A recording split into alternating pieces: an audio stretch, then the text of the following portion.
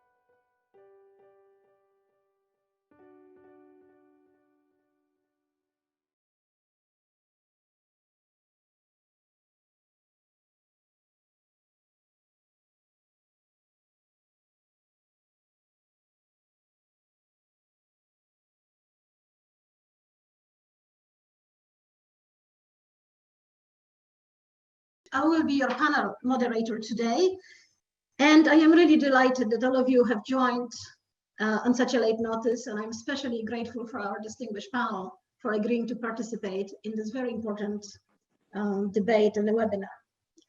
Recent events in Poland caught everybody by surprise, including the current ruling party. And lots of people are calling for explanation and trying to understand. There is this really deep need to understand, why is this happening? What is happening? And what are the ramifications of the entire situation? So in order to address those questions, we have organized a panel of distinguished academics and lawyers, and we will try our best to explain what is happening. We will address three main topics today. First of all, we'll focus on the law, and because the whole thing started by the decision by the Supreme Court of Poland. So we will explain to you the law, the decision, the EU ramification of the law. In a second panel, we will look at the culture of the protests, especially the language of the protests, because it's getting a lot of attention. And finally, we will focus on the analysis, the sociopolitical, the anthropological, the political science perspective, and the women's studies perspective. And we'll try to shed some light on the situation. In the legal panel, we have three speakers: Dr. Agnieszka Kubal from University College London, Agnieszka Gertner from London as well, and me, lawyer from United States. And on the culture panel, we have Dr. Katarzyna Zachęta, also from University College London. And finally, on the analysis panel, we have Professor Regulska from UC Davis and Dr. Chmielewska-Schleifer from Koźmiński University in Warsaw. And Dr. Jan Kubik, unfortunately, sends his apologies. He was supposed to join that panel, but the last minute emergency changed that. What I will do now is introduce the speakers for the first panel, the legal panel. I will be the first speaker on this panel. The second speaker will be Dr. Kubal from UCL, and the third speaker will be Agnieszka Gertner. So let me introduce to you Dr. Kubal and Agnieszka. Dr. Agnieszka Kubal, both of them are Agnieszkas, is a lecturer in sociology at UCL. Her research is interdisciplinary. She looks at the social, legal, migration, and human rights issues in the Central and Eastern European area. She's author of 2 important monographs, one of which was published by Cambridge University Press in 2019. And her research has many implications. She looks at the human rights claims before the European Court of Human Rights. And she, for example, her research on the Syrian asylum seekers in Russia and her involvement in the case before the European Court of Human Rights resulted in an important court decision on the topic. So her work has not only academic implications, but also real impact beyond the academia. The second speaker on the legal panel is Agnieszka, oh, actually the last one will be, if we're looking at the order, would be Agnieszka Gertner. Agnieszka has 4 legal degrees. She has a master's degree in law from the University of Warsaw, JD from University of Iowa, LLM from University of Cambridge, another LLM from China, from University of Political Sciences in Beijing.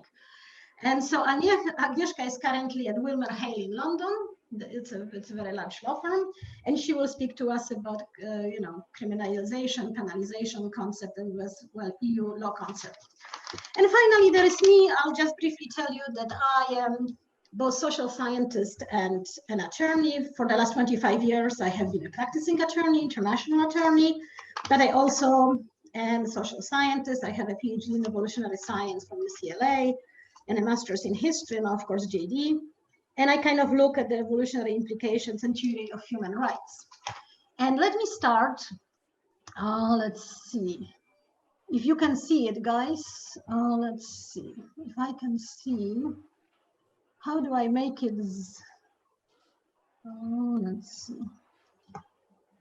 Sylvia, are you seeing the slides, my slides? Yes, you need to go to the slide. Yes, perfect. Okay, super. So let me start. And are you seeing those pictures on this thing? Okay, so let me start by discussing the abortion decision by the Constitutional Tribunal and the legal considerations of that.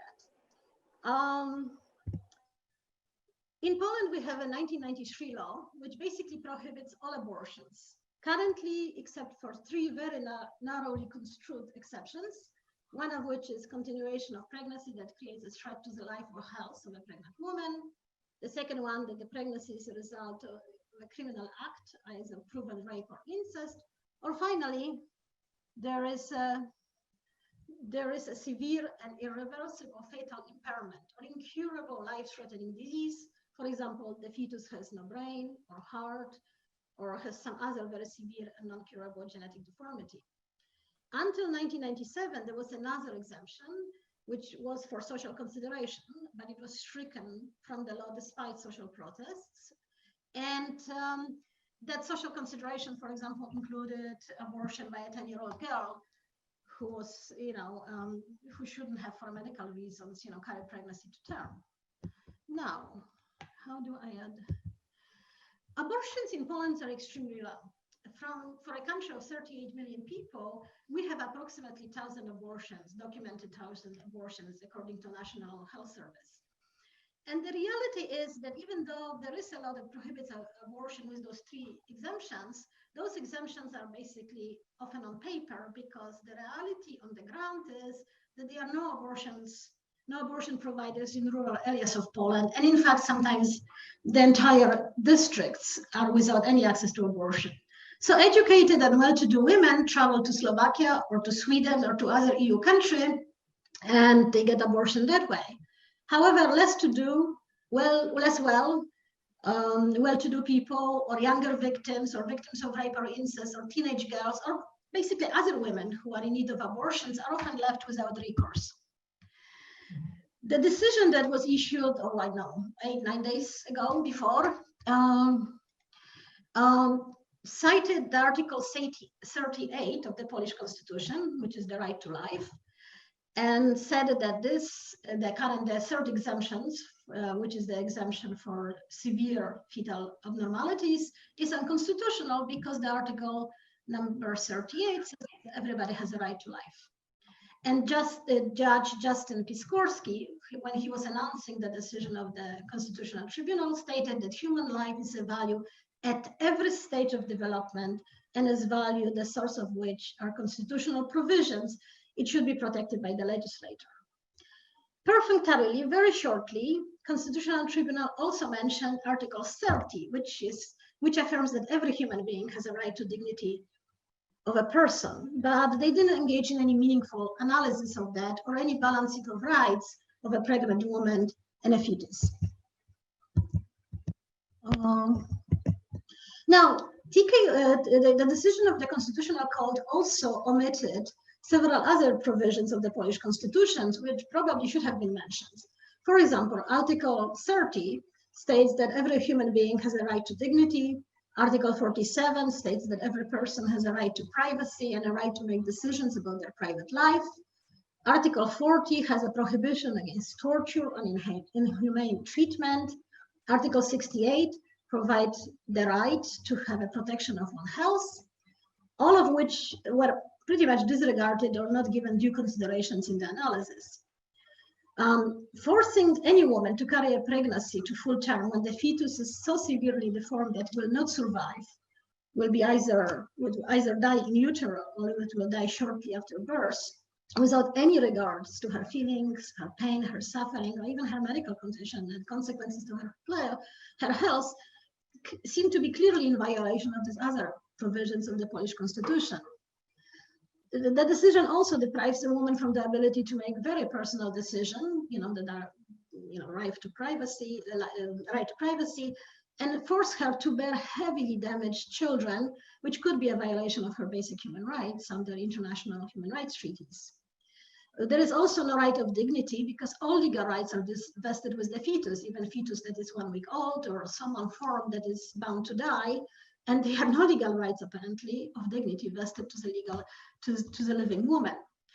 Moreover, the most important aspect of the analysis is that relying almost exclusively on Article 30, which is right to life, without taking any other factors into consideration, the court has opened door to invalidating the two remaining exemptions and making all abortions illegal because, why should there be right to abortion when you have been raped or the pregnancy is subject of incest, is a result of incest if the right to life is so paramount? Now, you have to look at the Constitutional Court decision in perspective of the current political situation. For example, the de facto leader of Poland, Mr. Kaczyński, stated publicly in 2016 that it is his goal that women must give birth in case of any pregnancy, even if the fetus is born dead or will die shortly thereafter. And his justification was because once that fetus is born, so it is a child now, it allows that child to be baptized. Now, there's one cynical analysis that I've seen of that statement is that this is a payback to the local priests because, there is no money to be made when the woman has abortion. Usually there is no funeral. But if there is a birth of a child, then you can make money on baptizing the child, and also you can make money on burying it shortly thereafter. So it's an incredibly inhumane view, and it reduces any woman to basically an unfeeling incubator of any fetus. Now, PiS has a very strong pro-natalist policies. They believe that childbearing for the good of the nation is pretty much the most important, if not exclusive, role of women. And they don't show any concern for any medical, psychological consequences or any pain or trauma of women who is forced to carry a deformed or dead fetus. I'm trying to advance this slide.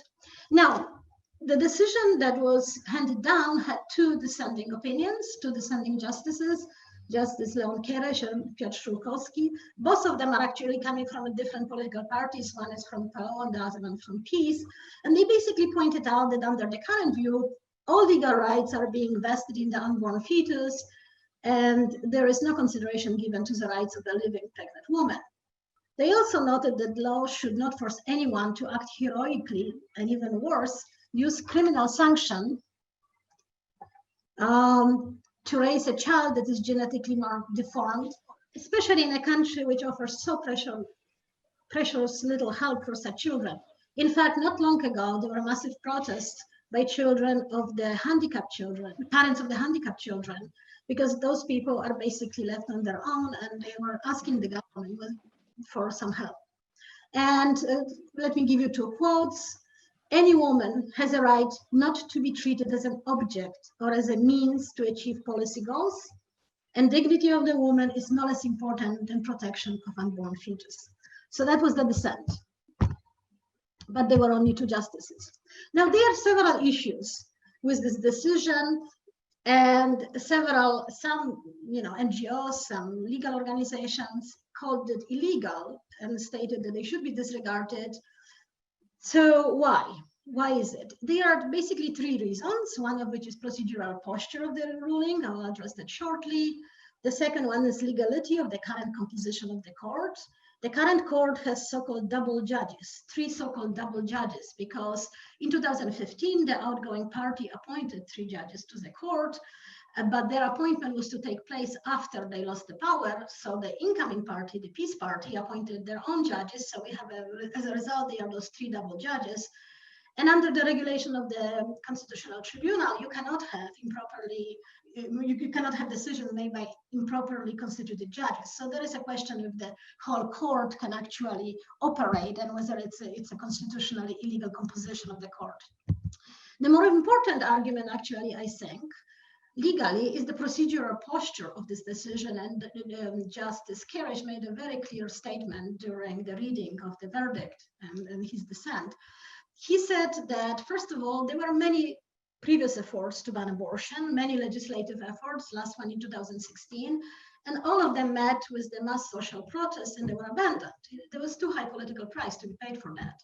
So basically what happened is 100 parliamentarians asked a question of the Constitutional Tribunal whether this provision, the provision to abort a malformed or bound to die fetus, is constitutional. They asked the Constitutional Court instead of actually engaging in a legislative process. So they decided basically to use courts, which is kind of violation of a separation of powers, and it's an improper use of courts to basically make decisions that belong to the legislative and not to the judicial branch.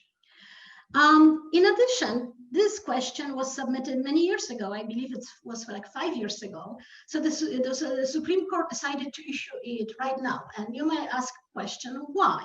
Why did they decide to rule it during the pandemic? And also, quite importantly, in the midst of the scandal of child abuse, rape, and pedophilia in the Polish Catholic Church.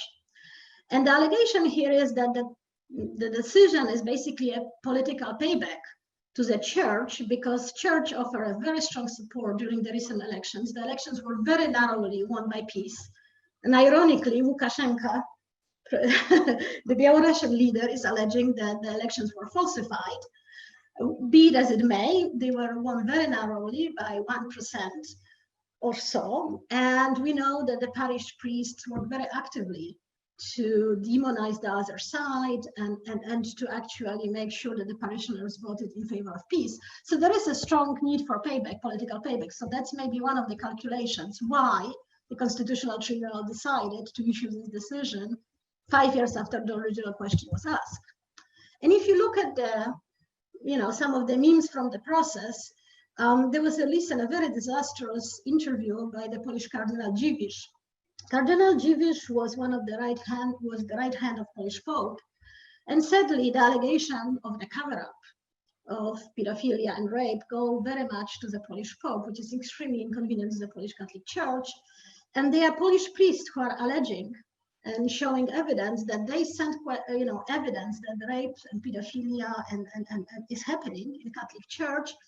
And Cardinal Dziwisz not only refused to say that he received any of those materials. He said, I don't know, I was not aware. But he also said this are local matters of local parishes. He was a cardinal in Vatican, so, And he didn't offer any sincere apology for this. I mean, from the PR perspective, it would have been better to say, yes, mistakes were made, but we are very sorry. We are sincerely apologizing to the victims. But he didn't say that. And people are appalled. And so you see posters like that. Abortion, no. But pedophilia, yes. And that's a very, very striking allegations. So what's next for this decision? For it to become legal, it has to be published in the official gazette. And political delays in publications are very common. Peace has routinely refused to publish inconvenient decisions, sometimes up to 5-6 years. However, even if decision is not published, which I don't think it will not be, it will have a chilling effect. It already has chilling effect because many hospitals have already called women and canceled the abortions already on the books. And that is still not, the decision is still not law of the land. Besides, failure to publish would be tantamount to admitting that Constitutional Tribunal is maybe improperly constituted or made an erroneous decision, or the decision should not even have been issued. So I think it is very unlikely. I think they are going to publish this decision. But the general public is very clear that the decision is political and not judicial, and this is, the peace is hiding behind the courts. And the current polls on the streets are showing that up to 80% of Polish people do not support any restrictions to the current abortion law. Now, once the decision is published, the decision is self-executing, basically, which means that it takes the force of law without any need for additional implementing regulations. And also there is no transitioning period. They decided not to grant any implementation period, which means it starts at once it's published. And it goes to the minute, like when the last thing on a printing press, the second the printing press starts printing the decision is in the force of law, and therefore all abortions since that point on are illegal. So anybody who conducts abortion that's prohibited by law is automatically subject to the criminal Polish Penal Code, and it's Article 152, which provides the penalties for that kind of criminal offense. And it's interesting, the woman is not punished under penal code for having an abortion. However, anybody who helped that woman, so her husband, her boyfriend, her family, her mother, any medical professional, all of them are subject to the 3-year jail term.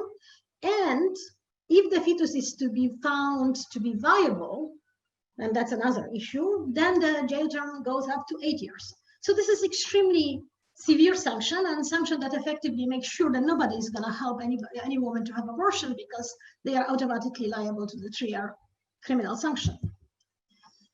In addition to all that, in addition to this very restrictive, one of the most restrictive, if not the most restrictive anti-abortion law in Europe, we also have something called conscience clause, which was instituted by another Supreme Court decision in 2015, which basically says that the doctor has a right to follow his conscience and refuse to conduct an abortion.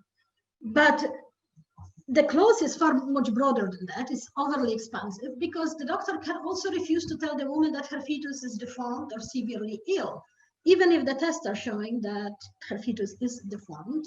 And they might also refuse to inform her that she has a legal right to abortion in these very limited circumstances. And other speakers will address this, but there are several cases before European Courts of Human Rights, and Poland lost all of them, basically dealing with this very issue. So is there any way out? Well, as Yogi Berra observed before, it is very hard to make predictions, especially about the future, but what can happen? Well, one thing is the government party will choose not to publish. I mean, there are protests going on, massive protests all over the country for the 8th or 9th straight day. So they might decide not to publish. You can re-argue the case, arguing that those other provisions of the Polish Constitution should apply. You can try to do some balancing of rights, maybe. It's interesting that in Poland, I think those arguments actually probably will not carry much weight with the current Supreme Court, because it is widely believed in Poland that there is such a thing as post-abortion syndrome. It is known not to have a valid scientific kind of credibility, this belief, but it is used by Polish Catholic Church. It essentially says that as a result of abortion, women suffer so dramatically that it is better to save them from this syndrome by prohibiting them to have abortion. Moreover, peace has already said that they are going to withdraw from the Istanbul Convention, which is a protection that European Convention protecting women against domestic abuse. Maybe we can go the EU route to go to European Court of Human Rights. That's a very long process. Duda has recently proposed a solution, which I don't think is a solution at all. Basically, he says that we will have a menu of all the fetal abnormalities that they will exclude from this decision. But of course, the woman will be caught in a horrible situation, whether her particular deformity of her fetus is on that list or not. And so this would be a terrible solution for most women. We can go the Irish way. We can have a national referendum. The other proposals made by women is to abolish the penal sanction, keep the law as is, but at least not to criminalize people who are performing abortions or assisting in abortion. Finally, we can abolish the 1993 law and write a new one, but I still think it would be very hard to put the cat in the bag, so to speak, because if the court ruled that the right to life is so tantamount that the 1-week-old fetus has all the rights and the woman has none, well, then that is a problematic situation. All right, so that were my slides.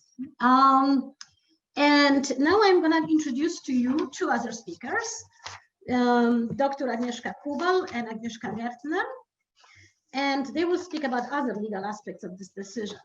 So let me tell you a little bit about Dr. Kubal. Agnieszka Kubal is a lecturer in sociology at UCL. He is interdisciplinary social, legal, migration, and human rights scholar. She is author of several monographs, and her research deals with the European Union and Courts of Human Rights. So, Agnieszka, the floor is yours. Thank you very much, Elżbieta, and thank you very much for this introduction, because it really sets me nicely, and I don't have to repeat some of these points. So I will just start straight away. I need to say that I'm not a lawyer. I'm a sociologist of law. So what I'm interested in the human rights law in particular are the stories of people behind that different human rights violations, are the stories of people who bring the cases to the European Court of Human Rights. So I would like to talk today briefly about the human rights implications of the decision of the Polish Constitutional Tribunal from the 22nd of October, with the people at the heart of my talk. So just to give a background, Poland since 1993, so shortly after the 1989 peaceful revolution, became a member of a Council of Europe, which is a regional human rights organization. And unlike it consists of all the European Union countries, but it's also much bigger than that. So Council of Europe consists of, let's say, Portugal to the west, to Russia to the east, Armenia and Azerbaijan to the south, and Finland to the north. So it's really one of the largest regional human rights organizations. It could be compared to Inter-American Court of Human Rights. It also includes a number, so it's also a regional human rights instrument. And the European, all the countries who are members of the Council of Europe, they signed the European Convention of Human Rights, and the court that then decides whether there was or was not a violation is the European Court of Human Rights in Strasbourg, which again should not be confused with the Court of Justice of the European Union, which sits in Luxembourg. So how does it work with claiming one's violation as a member of the Council of Europe? So individual citizens from all those 47 states can pursue their cases against their states before the Strasbourg Tribunal if they feel that the human rights as defined within the European Convention of Human Rights have been violated, and when they have exhausted domestic remedies in national court systems. So for a case to go to the European Court of Human Rights from Poland, for instance, all the appellate levels, including the Supreme Court, would need to be completed before the case can proceed to Strasbourg. And Polish citizens are actually quite active in relying on Strasbourg. We are in the top 10 lists of applicants to the European Court of Human Rights. I would say alongside more notorious human rights violators such as Russia. Russia has the largest number of applications, followed by Ukraine, Turkey, and Romania. And then there is Italy, Serbia, and us. And Poland. So I want to limit my observations to 2 points. So how cases concerning female reproductive rights from Poland have so far been decided before the European Court of Human Rights, and whether and how this can change after this decision of the Constitutional Tribunal, which we heard about last week. So as Elżbieta already said, Poland has one of the most strictest abortion laws in Poland, which since 1993 has been termed the abortion compromise. So in other words, as it stands up to last Thursday, termination of pregnancy was only allowed in 3 instances: when it endangers the mother's life or her health, when the prenatal tests and other medical findings indicated that there is high risk that fetus will be severely and irreversibly damaged or suffering from incurable life-threatening ailment, and 3, where there are strong grounds to believing that the pregnancy is a result of a criminal act. So given that the law is so strict, it's really somehow quite interesting that the 3 cases that reached the European Court of Human Rights from Poland each deals with the inability to enforce even the existing quite strict legal procedures. So the law is super strict, yet women are denied legal abortion. And the European Court of Human Rights recognized this in Tysiąc versus Poland, R&R versus Poland, and PNS. So all these 3 cases correspond to the inability to obtain legal abortion under one of those conditions that was actually permitted by the law. So Tysiąc versus Poland, many of you might know this case. It was quite famous, concerned a woman who, as a result of her pregnancy, could become effectively blind. A PNS versus Poland, so the 3rd case, concerned an underage girl who became pregnant as a result of rape. The public prosecutor of the regional district confirmed that this was rape. However, she was humiliated, harassed, and manipulated in her quest for legal abortion. And as you can see, P and S, there are 2 applicants because S is the mother who supporting her daughter, a 14-year-old girl, to obtain an abortion. She was also equally harassed, and at some point her daughter was taken away from her to care because she was not deemed to be a good mother supporting her daughter to have the procedure done. But the case I particularly want to talk about today is this RR versus Poland from 2011, because it specifically deals with the condition for abortion that has been deemed unconstitutional by the tribunal. And it concerned lack of access to timely prenatal examinations in order to make an informed decision whether or not to continue or not with the pregnancy. So the case of RR makes for somber reading. Mrs. R was 29 years old at that time. She was married, and this was her 3rd pregnancy. During the initial ultrasound scan, the doctor suspected a severe genetic abnormality of the fetus, either Edwards or Turner syndrome, but they withheld the specialist test until the legal time limit for abortion, that is by any case 23rd week of pregnancy, has expired. So Mrs. R saw 16 doctors, both privately and within the public health system. She was admitted to several hospitals and clinics. She had 5 ultrasound scans, and she even traveled to see doctors outside of her own region in Poland. And on at least 4 occasions during her visits to hospitals, she demanded access to the legal abortion if the specialist test confirmed the nature of the abnormality that was found during the ultrasound scan. she finally received a doctor's certificate confirming that the fetus, and I'm going to cite this, had a chromosomal aberration indicating the presence of a congenital defects which can have a serious impact on the child's neurodevelopment. And the specialist doctor's certificate clearly stated that further handling of the case under the provisions of the 1993 law on termination of pregnancy can be envisaged, and a relevant decision should be taken with due regard to the parent's opinion. Except that when Mrs. R received this certificate, it was too late for an abortion, and the child was subsequently born with the Turner syndrome.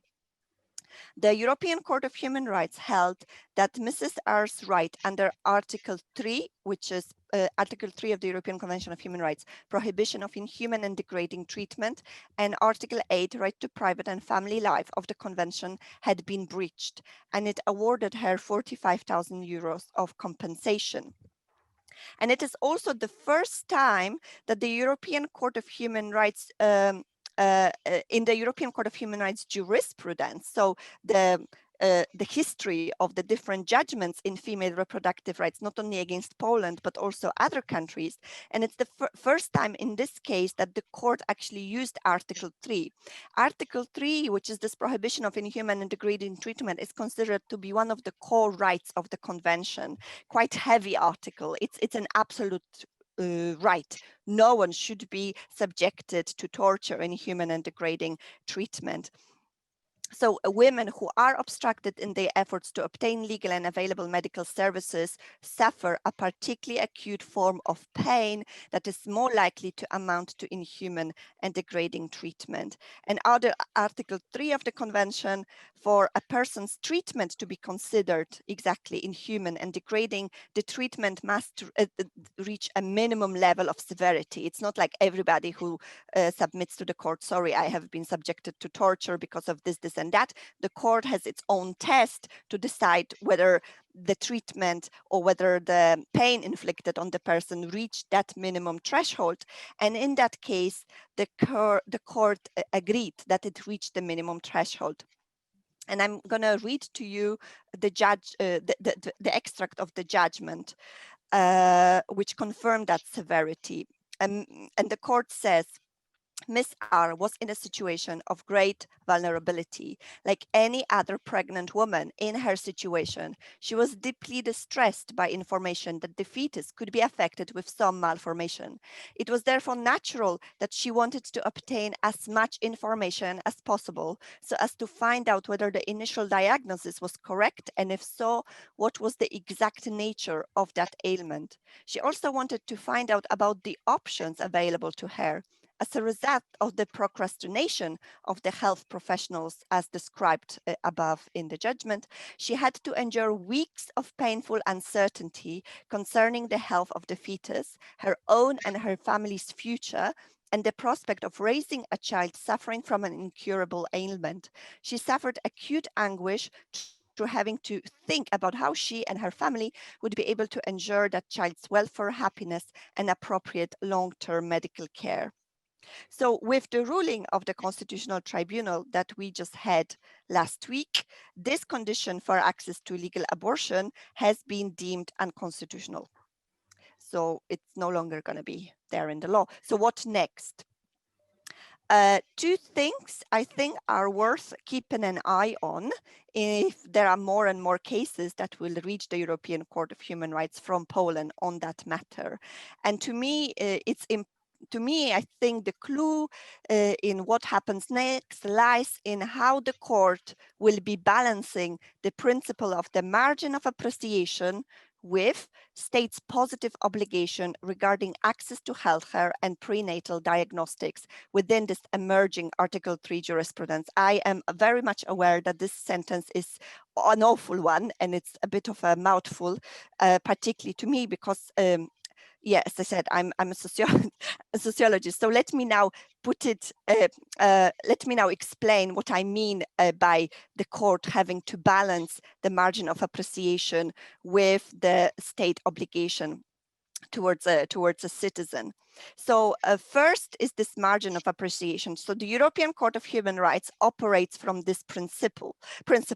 What does it mean is that the court works from the premise that it is the national governments, so the governments of the countries that form the Council of Europe, which have their own laws, constitutions, and are therefore best suited to decide whether there was or there was not a human rights violation under their jurisdictions. And this happens, this principle is enforced to preserve plurality and endorse diversity of the values within the European human rights space. So for example, any decisions against Ireland women's reproductive rights had to take into consideration that only until 2 years ago, so between 1983 and 2018, the Irish Constitution explicitly acknowledged the right to life of the unborn with due regard to the equal life of the mother. So the Constitution explicitly had it in it. It was Article 30.3.3 that in Ireland the unborn has a right to life equal to that of the mother. So as a result, when there was a case that reached the European Court of Human Rights from Ireland, when 3 women, A, B, and C, they traveled from Ireland to the United Kingdom to have a legal abortion. And as a result, they suffered physical and psychological difficulties, heavy bleeding, including the costs of travel abroad. The court found that Irish laws prohibiting applicant A and B from terminating their pregnancies in Ireland for health and well-being reasons interfered with their right to respect for their private lives. However, the court accepted the Irish government's argument that the prohibition on abortion reflected the moral aims of Irish society and that the Irish state was best placed to assess the necessity of restrictions to meet these aims. So by analogy, to the Polish case, if the decision of the Constitutional Tribunal in Poland becomes law and removes the right to legal abortion due to high risk of fetal abnormalities, as reflecting the Polish state moral aims against eugenic, the so-called eugenic abortion, then the European Court of Human Rights would have to consider these arguments, balancing prenatal life and women's health and well-being. The second point so that's one part of that balance, the margin of appreciation. The other part is what the court has already observed in the case that I talked to you about of the Polish Mrs. R, is that it acknowledged that lack of access to legal abortion in certain cases may amount to inhuman and degrading treatment. So may be of such an acute level that it will violate Article 3 of the convention. And the judgment of the current Constitutional Tribunal speaks volumes, as Elżbieta already mentioned, about dignity of unborn life. However, what about the dignity of a woman, the mother, and her right to be free from inhuman and degrading treatment? How many more Mrs. R's are we going to have in Poland who, as the court observed, in a state of great vulnerability, will be transferred from one hospital ward to another, from one specialist to another, because the decision of the Constitutional Tribunal might be interpreted that it no longer necessitates ensuring that pregnant women have timely and effective access to diagnostic services? Will it interfere with states' positive obligation to secure their citizens' right to effective respect for their physical and psychological integrity? For instance, a right to information about my own health. Will it interfere in the medical consultation between the doctor and the woman? And will it affect access, or will it result in system blockages in terms of access to diagnostic services and prenatal care? Or in extreme cases, deem redundant the assessment of the medical condition of the fetus. Finally, when combined with the risk of incurring criminal responsibility that Elżbieta also mentioned, the decision of the Constitutional Tribunal is likely to have a further chilling effect on doctors when deciding whether the remaining requirements of legal abortion are met in individual cases. So I want to suggest here a comparison. So which way the court can go? I want to suggest here a comparison of a case decided by the UN Human Rights Committee, the so-called Mellet versus Ireland case. And Mrs. Mellet was an Irish national who was informed in the 21st week of her pregnancy that the fetus had congenital heart defects and that the impairment might prove to be fatal. The hospital told her, however, that abortion was not possible in Ireland at that time. It was 2013. It was before that constitutional article has been appealed. So the doctor told Mrs. Mallet that if she wants to have abortion, she needs to travel abroad. She traveled after a couple of days. She was further informed that the fetus would either die in her uterus or immediately after the birth. And she traveled to the UK, was admitted to the hospital for the termination of pregnancy, and she gave birth to a stillborn child. And in this case, the Human Rights Committee, which decides on the whether a country broke or not the International Covenant on Civil and Political Rights, found that there was a violation of Article 7, which is a prohibition of torture, right to be free from cruel, inhuman, and degrading treatment. And I quote, because the law exacerbated the anguish associated with pregnancy affected by fetal abnormality. The fact that Mrs. Mallet had to endure mental and physical pain of carrying a dying fetus to another country, and to that at her own personal expenses with no support from the state, was deemed inhumane. And the shame and stigma associated with criminalization of abortion in Ireland exacerbated Mrs. Mallet's suffering. And this interpretation, might be taken by the court if there are further cases from Poland on that matter, but it was also closed to the dissenting opinion of the judge Piotr Pszczółkowski, who argued that the Constitutional Tribunal has insufficiently and marginally treated the complex matter of dignity of women and mothers. And this is my translation of what he said. A woman has a full right to demand from the state the protection of her health and cannot be treated as an object or a mean to realize the constitutional role of the family. The dignity of a woman is no less important than the protection of unborn life. Demanding of women the heroic acts is humiliating, undignified. Well, he said niegodziwe in the common sense of this word. So it therefore looks highly probable that the recent decision of the Constitutional Tribunal might find its finale before the European Court of Human Rights. However, the question is how many more women, as a result of this judgment, might be unnecessarily denied access to medical care, diagnostic services, and specialist antenatal examinations in Poland before it will be challenged. Thank you. Thank you, Agnieszka. And now we have Agnieszka, another Agnieszka, Agnieszka Gertner. Agnieszka, the floor is yours. Please unmute yourself, yes. Thank you so much for inviting me. It's a pleasure and honor to be here. Agnieszka has already mentioned many different issues that relate to legal aspects of that tribunal's decision. However, I would like to share my screen and just add one short presentation that will add a little bit to the topic, and that will also mention one more case that I thought was particularly interesting because it shows not only the legal aspects of that decision, but also the general systemic problems that exist in Poland. So let me now share my screen.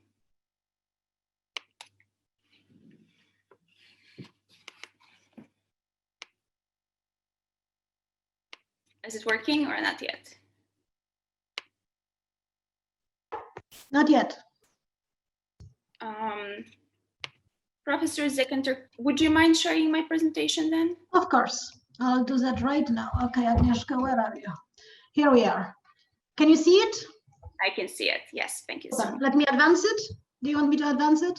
Sure, please, to the second slide. Okay, I'm trying.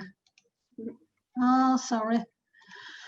The computers are not cooperating. Here we are. Perfect. So this is just to summarize. No, the second slide, please. Oh, the second. Okay. So, okay, this one? Yes.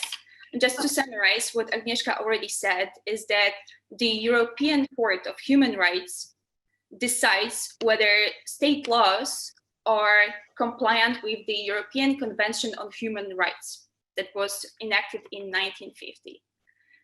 Most importantly, the EU law does not regulate what the right to abortion is. The EU allows member states to decide whether abortion is legal, and if so, what's the scope of that legality. Furthermore, the European Court of Human Rights decides that if a member state legalizes abortion and regulates what are the circumstances under which such abortion can be performed, then such country also has to enact measures that will ensure that the state law is compliant with the European Convention on Human Rights.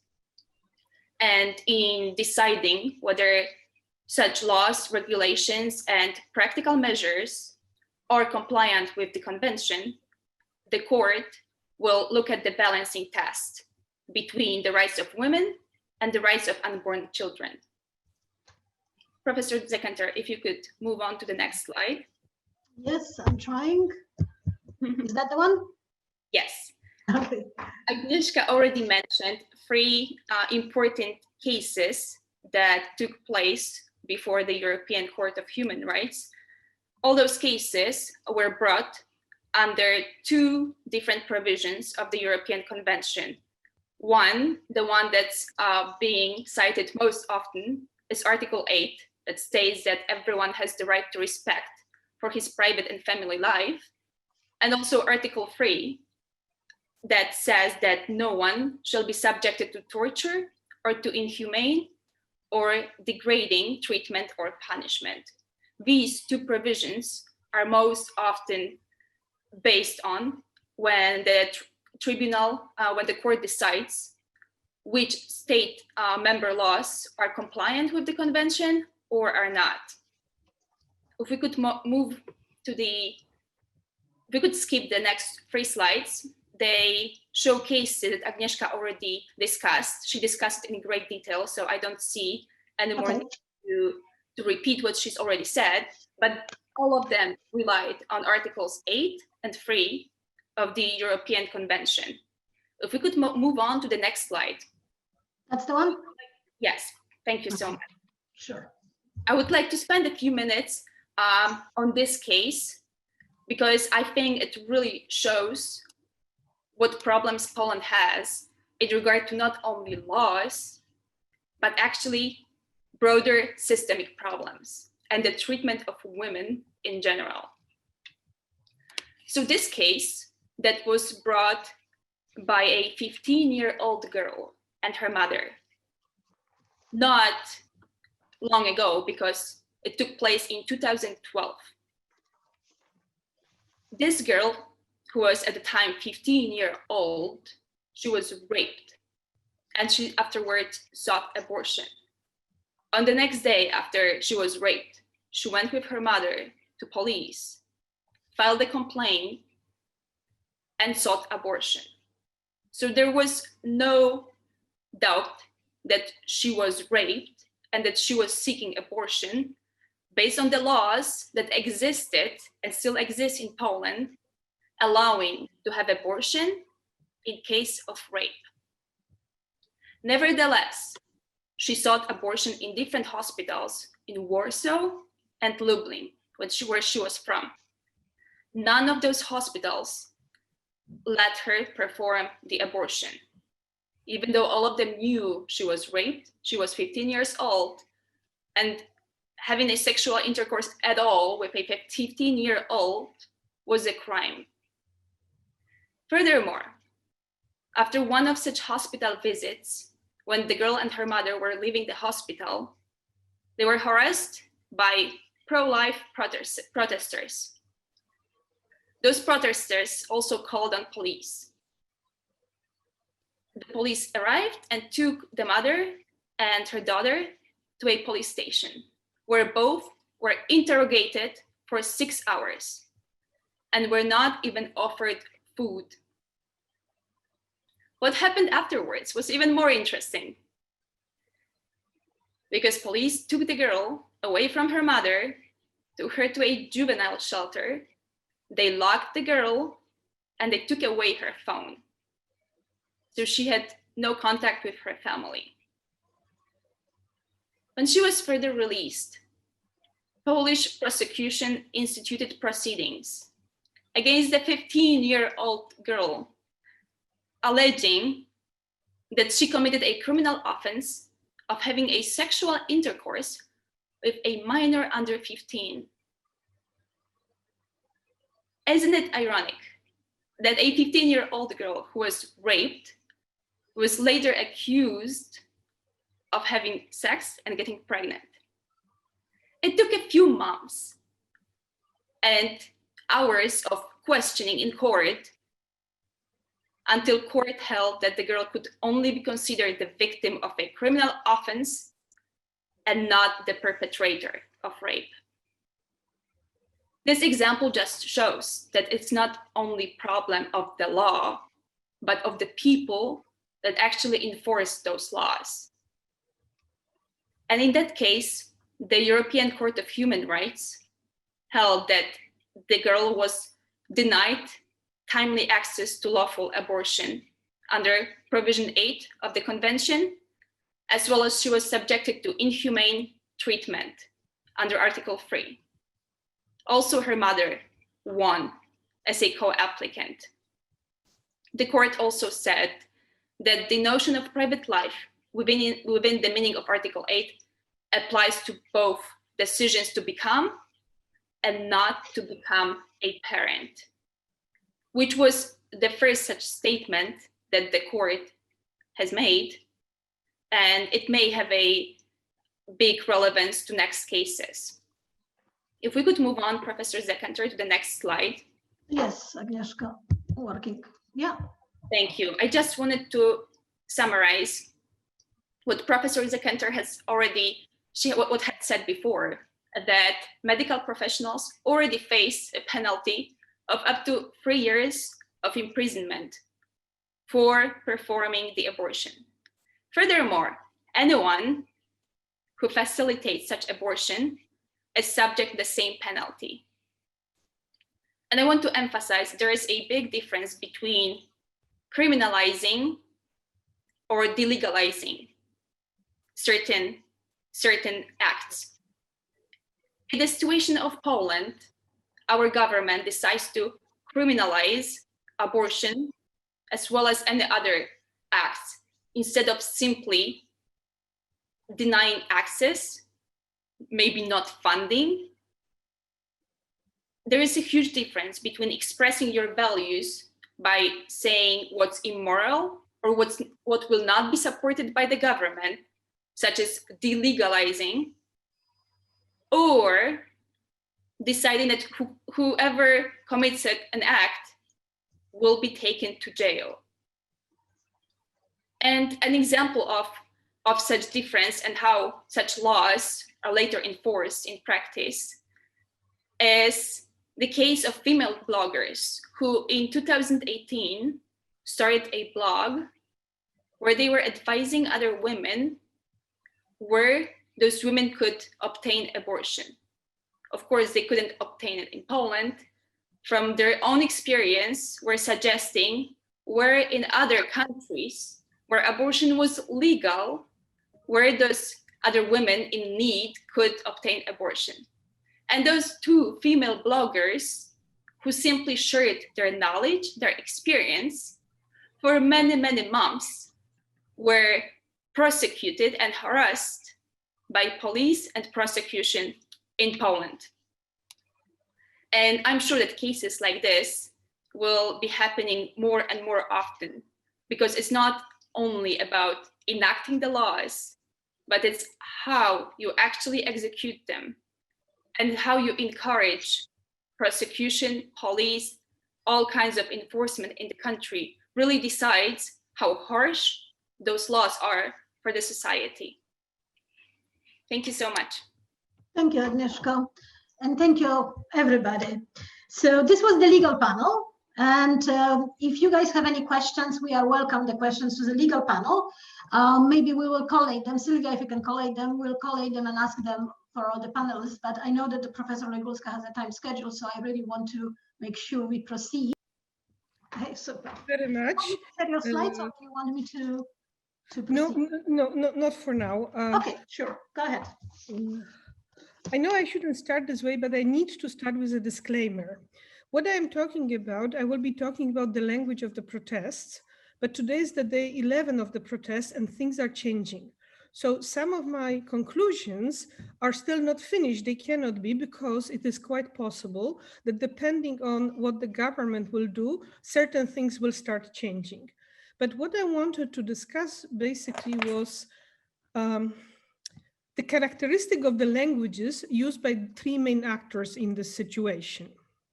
So I want to talk about the language used by the Law and Justice Party, the language of the street, the language of the protests, and the language of the Catholic Church. And I would like to point out that sometimes the languages can be exchanged and certain characteristics. What I want to focus on is that certain characteristics can tell us about the stand of the people who are expressing their views in this particular language. So when I talk about the language of the main party, the government, Law and Justice, I also talk about its sort of mouthpiece, which is the TVP, and major newspapers such as Gazeta Polska Codziennie, W sieci, w polityce. And basically, I'm looking at what has been written in last 11 days to look at things which appear everywhere. And the first thing, sort of the first strategy that became very apparent and very quickly was the fact that the strategy used by Law and Justice was basically imply, never directly, imply that somehow the protests are connected with some unspecified forces abroad, somewhere in Western Europe, and somehow connected even to Nazi Germany. Okay, I know it sounds very far-fetched, but it has been repeated, and it is recently on 26th of October, the Ryszard Terlecki, who is the Deputy Marshal of the Polish Parliament, stated that the women's strike uses a one of the Nazi units, SS, that they used the logo of SS. This was repeated by Archbishop Jędraszewski, and you could find this references in the two journals Gazeta Polska Codziennie. As you probably know, the logo of the strike, it's simply a little arrow. It's a lightning that has been used in quite a few places in Poland. For instance, everywhere where you see this exposed electricity, you get the lightning. It's the same type of lightning. For instance, it's also used in popular culture, AC/DC group. That's this little sign, the lightning in AC/DC group, that's the lightning. But Terlecki or Jędraszewski are consistently repeating this word, that this is basically SS, this unit mostly responsible, who was highly responsible for carrying out Holocaust, that the women's strike is connected to Nazi Germany. This is not a new strategy. It has been used for quite a while, and for the first time was used in 2005. Law and Justice was at the time proposing Lech Kaczyński to become the president, and he was running against Donald Tusk. So the strategy used then was to say that Donald Tusk's grandfather was a Nazi soldier. Tusk is somewhat connected with Germany, Nazi Germany. This was used a few other times. For instance, the Polish honorary consul Maria Bienieda posted on her Facebook page. I mean, she was an honorary consul to, I think, Ottawa, and she put on her Facebook page, as the Polish consul, an image of Tusk as a Nazi officer. She was punished, she was removed, but it doesn't change the fact that this strategy of somehow connecting the protests with the Nazi Germany, with the Western, they have been using it since 2005. So that's the first strategy. The second strategy, when you look at the language of newspapers and what Kaczynski says, is basically using very strongly anti-gender rhetorics. And the dichotomy you get is extraordinarily simple, but rather effective. Basically, what you have is Poland versus them. Poland is the pure, Catholic, good, normal, traditional versus the West, this unspecified West, which is vulgar, immoral, over-sexualized, abnormal, gender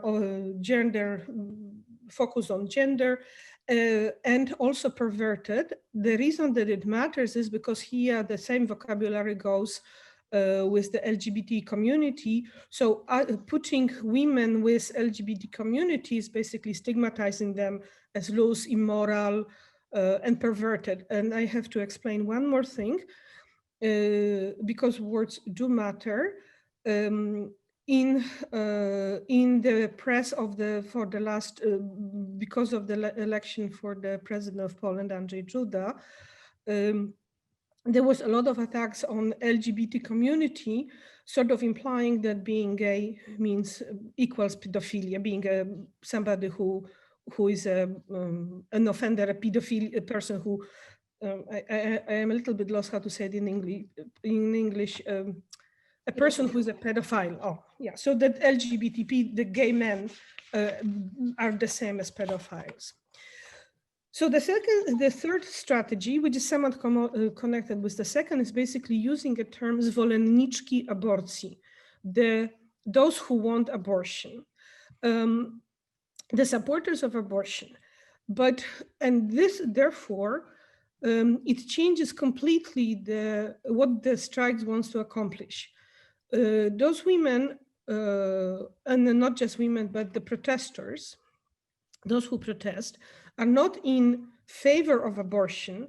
They are very strongly in favor of a situation in which the woman who is pregnant will make a decision. So it's not automatic that the woman will have an abortion, but the protest wants the woman have the right to make a decision. And right now, the situation, the whole strikes are against the government making the decision, and basically government, it is one man who says that's what it should be, versus the right of the woman, individual woman who will make a decision. So by using this zwolenniczki aborcji, it's basically vilifying women as those who want to have abortion and kill babies. The word babies matters a lot, because dziecko in Polish, when you say the word child, dziecko, you are seeing a little plump, sweet baby, yeah, who is talking, playing. So those women are seen as murderers. And one of the quotes is, the striking feminists think that killing babies is human right. So first of all, using the word feminist is a F word in Polish, and Law and Justice has been making sure that this word is negative. So that's one negative part of the statement. And then it's killing babies. So it's not an issue of having an abortion, it's basically killing babies. What is surprising here is that very often when you hear, that was in Kaczynski's speech on the 27th of October, but it's also in the press, is that the language does resemble the language of the martial law and the late communism. So for instance, there are certain clichés. Brutalna gra kosztem życia Polaków, a brutal game endangering the lives of the Poles. Or chaos and violence are basically going to bring a coup d'etat. Or, and this is new, the term leftist fascism. So the Poles are united against leftist fascism. So those are fascism that destroys Poland. Those are all actual quotes from spoken or rather written in the press, w sieci, w polityce, or Gazeta Polska codziennie. With this, it's also, there's no discussion, written discussion on actual issues, yeah? It's maybe not surprisingly, there's also almost nothing about the numbers of how many protests, how long it takes. And yesterday I spent some time reading the Law and Justice Facebook page, which has something like 50,000 followers. So I went through their posts for the last 2 weeks. There's not even one mention that there are any strikes in Poland. And as you might know, on Friday, for instance, which was the biggest protest so far, in Warsaw alone, the numbers are slightly, I'm not sure that the numbers are, that it is known exactly how many people marched, but some people claim between 100 to 100,000 people marched in Warsaw alone, but we do know for sure that there were 462 places in which strikes took place. So it could be even small towns or even villages where people went on strike. So you will not find any information, actual information about what happened in last 2 days in the right-wing media. And this extreme misinformation and often vilifying of women groups is sometimes, not often, combined with quoting from the Bible. And so on few days ago, I don't remember exactly when, a few days ago, the TVP had a priest who was talking about the strike, the women, I'm using the word strike because the 2016 strikes were called women's strikes, yeah? Today we are talking about protests, those are protests, not actual strikes, not factories going on strike. So I'm using the word strikes and I mean the protests. So this particular priest in TVP used Bible to link the logo, this lightning logo, with a quote from Bible, from St. Luke, and the logo reads, "So I saw how a Satan like a lightning fall on them." So here he made this nice connection that the logo, the feminists, the women are basically the force of evil. And now on 27th of October, Kaczyński delivered a rather short speech. And he claimed that this was still the same dichotomy, it's the protesting women, the distraction. And he asked for defending the churches at any cost. That's what he said. And basically presented the situation in Poland as a choice between Polish Catholicism versus nihilism. So there's no other choice, according to Kaczyński. Either it's completely nihilistic, women and men without morals, or we are staying with what makes Poland, which is Polish Catholicism. So this is more or less the strategies used by media, TVP, and the Law and Justice Party in the speeches over the last 10-11 days. Now, the second group would be the language of the protests. And the language of the street is highly inventive. There's some vulgarity, but there's also a lot of humor. And it's changing, the language from the first few days has changed. And this, I have to make another disclaimer. I cannot say percentage-wise, but when you look, and I have spent hours watching the protests and the signs that people have, the signs are changing. Some of them are always the same, and the most common sign is "To jest wojna," this is war. But what is changing, there's more and more specific signs against Kaczyński.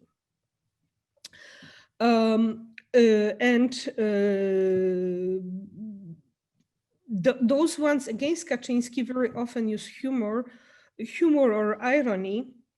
So for instance, the strikes are often accused, the protests are accused of being very vulgar because of the word FO, and so this very vulgar word.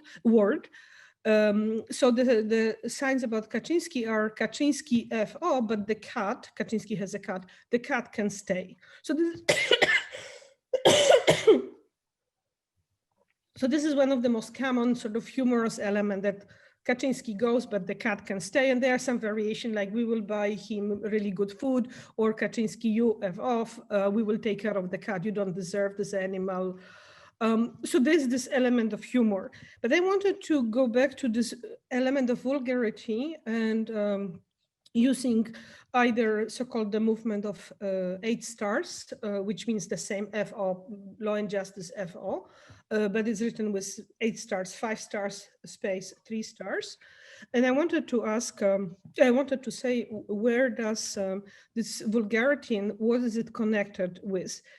I cannot say for certain that it is connected with what happened 2 years ago, but for the first time, this particular word, and so on, FO basically, but it's a different version of it, was not used by the women in any case. It was used by a judge, Konrad Wytrykowski, in July 2018. He was one of the Law and Justice appointed judges. And when they Law and Justice wanted to push out the head of the Constitutional Tribunal, Judge Gersdorf, and he suggested an action of sending her postcards with the word Gersdorf FU. Yeah, so he was the one who used it. It was a group done, group called Casta. It was a close group on them. But he suggested sending those postcards. When it became public, this was when it became public, it became also clear who used those words. So I do not know whether this particular word used in this protest has something to do with that, or is it really the sign of frustration? And the reason I say it's a sign of frustration, because very often, and it is repeated on quite a few forums, not just Facebook, but also when you watch the protests, is the fact that there are many signs saying, we were nice, miło już było, we were polite, we were doing this properly, and nothing was actually, we couldn't accomplish anything. So the anger it seems that the protesters are getting angrier, and the swear words, this particular swear words, is the result of it, to show that now they are angry. But it also has a second meaning, and it is rather important. Law and Justice presents itself as a traditional Polish chivalrous towards women party. So for instance, Kaczynski kisses hands of other women politicians. So he's supposed to look, he presents himself as an old-fashioned gentleman. Therefore, he never says the word woman, but a lady. I shouldn't say never, but he says ladies do this, lady do that, never women. So this is also the protest by women against being sort of pushed into this category, that they are sort of weaker, sweeter sort of Victorian version of women who are not supposed to say such angry words. Elżbieta, if you could please show some of the slides, because one of the slides will show you. Yes, which one? Okay, so let me try. Number 2. Yes, I'm trying. Okay. No. The last one, so number 2. Sorry. And just 1 second. Give me higher. Go higher. Yeah. Yes. Yeah, number 2. Yeah. Yes, I'm coming. So this one is, there are quite a few of the versions, but basically they always use this swear words, FU. As you can guess, as you know, it's exactly written like the logo of Solidarity, but it shows a strong woman who could fight. So this is showing to what degree women don't want to be seen as weaker within the patriarchal structures, but the women, the language of the protest, the women want to be seen as the ones who can take care of their own business. Yeah, and probably.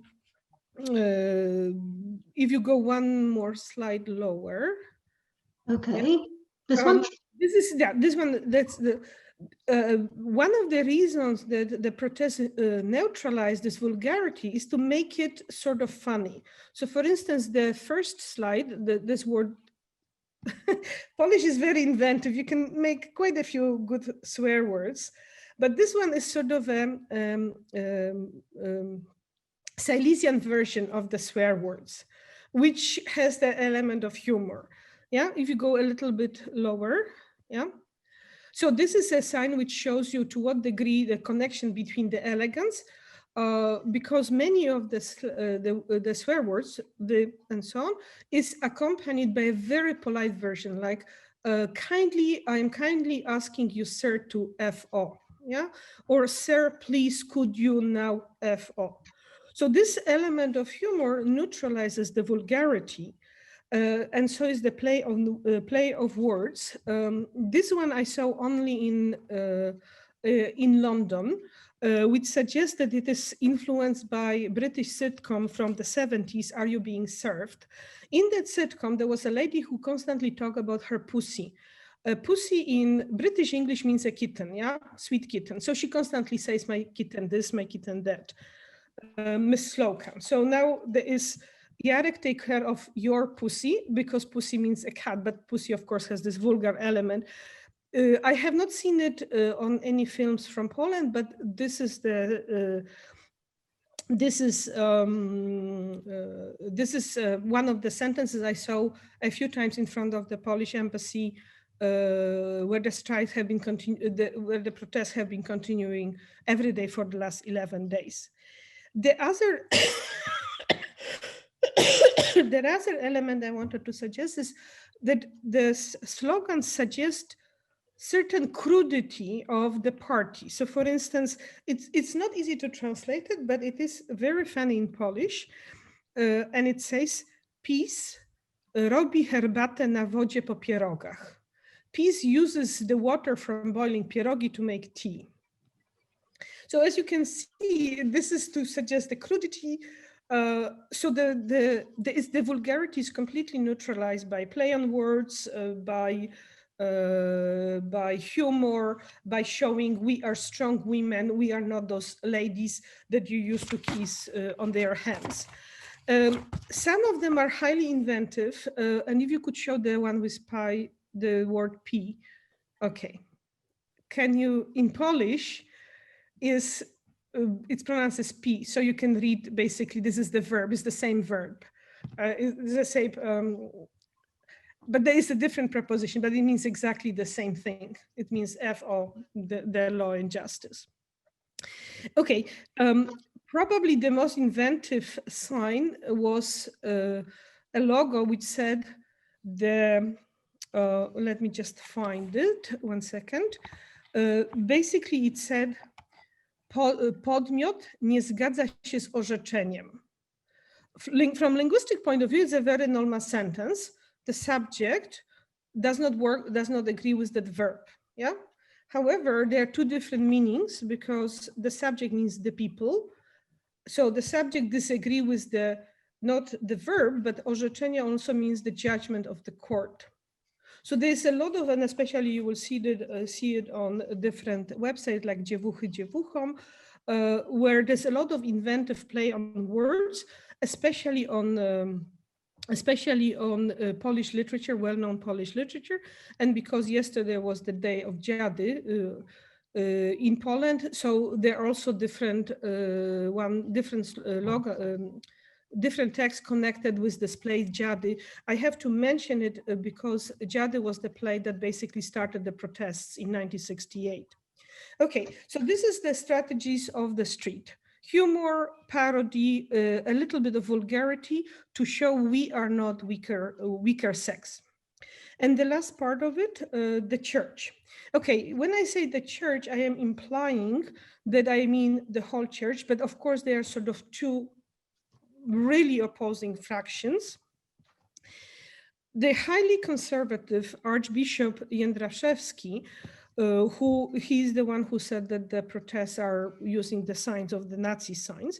So he's talking about attacking churches, that we have to defend churches. He repeats basically what Kaczyński said on 27th. However, yesterday, the Primate of Poland, which is basically a leader of the Polish Catholic Church, the Archbishop Wojciech Polak, he said, the church needs certain autonomy between the state and the church to preach its gospel. So he is sort of implying that the union between the church and the state is preventing from teaching gospel. He is also implying, it's a longer text, he's also implying that there needs to be a division between the law and how church is supposed to do things. This is very different from what the very conservative part of the church, like G.V. Jorian-Draszewski or Father Rydzyk are saying. But I have to, here we are sort of going into a realm of conjecture. Since nobody has all complete information yet, because this is still in the middle of protests. The question is whether what the language of Primate Wojciech Polak, is it the language connected with the situation that the Catholic Church started dramatically, and this is the word, it's not an exaggeration, started to dramatically lose young people.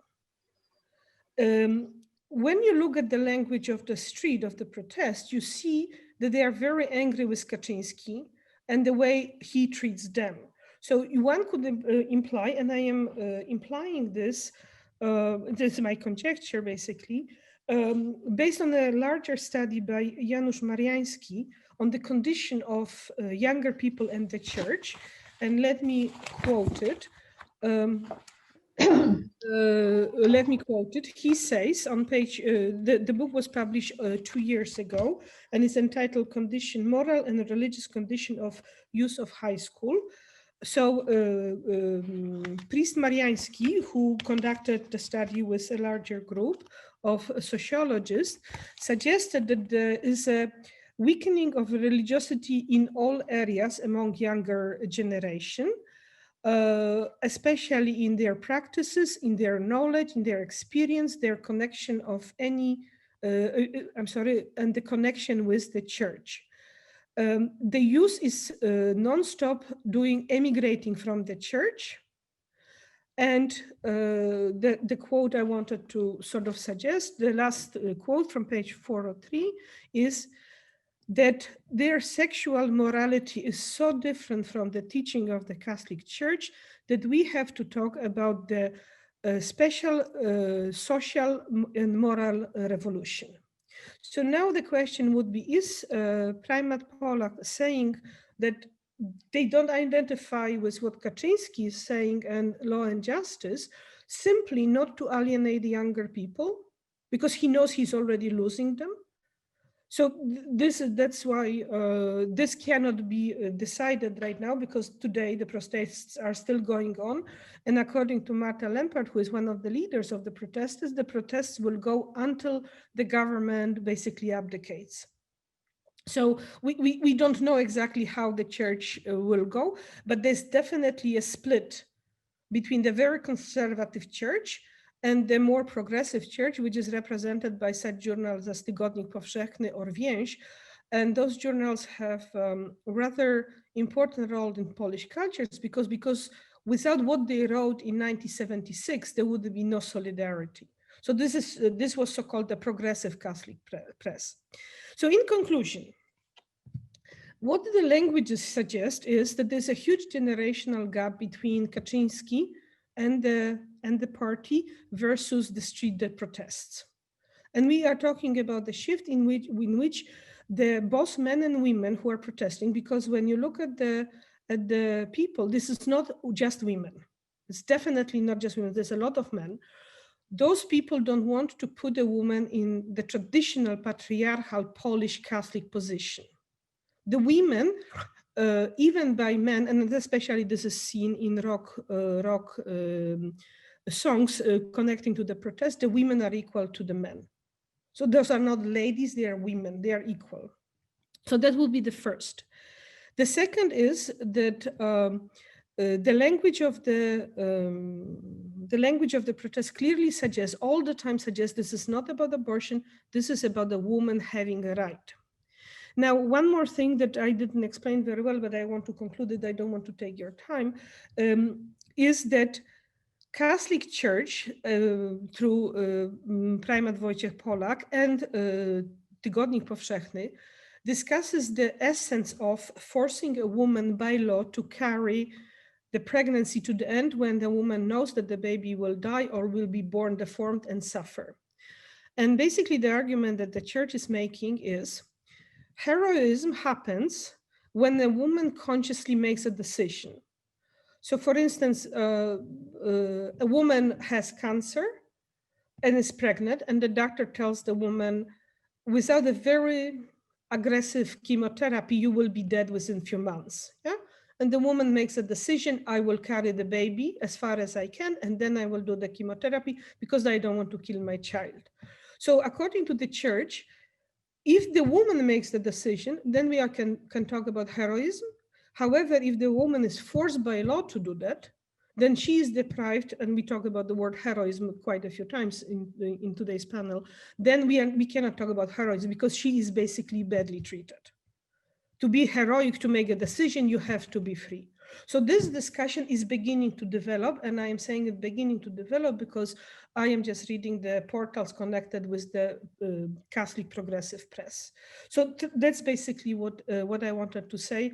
And if you have the time, I would highly encourage you to listen to some of the rap because it's highly inventive. And it is almost always the rap is all done by men. Thank you very much. Thank you, Kasiu, and thank you. That was wonderful. Now we have time for Q&A, but I think I'm going to delay it because I'm really worrying about Professor Regulska. So let me introduce you the final panel, and last but not least, by any means. Now we are delighted and honored to have Professor Regulska as one of our speakers. She is a full professor, vice provost, and dean at the University of California, Davis. Actually, UC is my alma mater, UCLA, so I feel connected. She is an accomplished academic and also political activist, has done lots of political work. She is author of 7 books and several hundreds of articles and chapters of books. But in addition to this wonderful academic career that she had, she also has engaged in many policy works. She founded the Local Democracy Partnership Program. She serves on the founder board of the Foundation in Support of Local Democracy, the largest NGO in Poland. And she has been recognized by Poland for her incredible work. She received from the President of Poland, Cavalier Cross of the Order of Merit of the Republic of Poland, the Knight's Cross of the Order of Restitution of the Republic of Poland, and the Commander's Cross for the Order of Polonia Restituta, which, as you know, are incredibly prestigious awards. I don't know, there's nothing more I can say to you about Professor Regulska. She is unbelievable, and so we are delighted to have her. So Joanna, your floor. Thank you very much. I'm going to try to share my screen. How does it look? It works great. Looks great. Okay. Yes. Thank you so much. So the pleasure of being toward the end, actually, that so many good things already have been said. The stage has been set, and I'm not a lawyer. I'm an academic. Actually, I'm a geographer by training, so I'm a feminist geographer. So I'm going to look a little bit from a different angle to what has been said, and maybe set a larger context to where we're going. Just to remind us, and this was already said several times, we Polish women did get a right to vote in 1918. We had a right to abortion for quite a while. Women from Sweden after the Second World War were coming to have an abortion in Poland. We have some good moments in the history where our rights were recognized. There was never everything, but there were periods of a very supportive environment. During the communist period, we have this sort of, on one hand, equality, but of course, plenty of double and triple burden, as we all know. And yet we did have access to abortion, we have access to contraception, our reproductive rights were actually accessible to us. The democratic transformation came in, and our struggle started again. And our struggle started because we lost our representation. Now, mind you, during the Commons time, I'm not saying that there was better, because obviously there was a representation, but with no really de facto any power to represent. But since '89, it has been a struggle. It has been a struggle year after year to build up the strong political participation at the local level, at the regional level, at the national level. We are at the moment right now, we're in same. We have a phenomenal group of young, very active political deputies. And it is important to think about it and remember, because those are the women who, the majority of them, came actually out of activism, out of engagement in non-governmental organizations, out of the struggle and struggles within the communities, and build up the pipeline. So this is very important moment.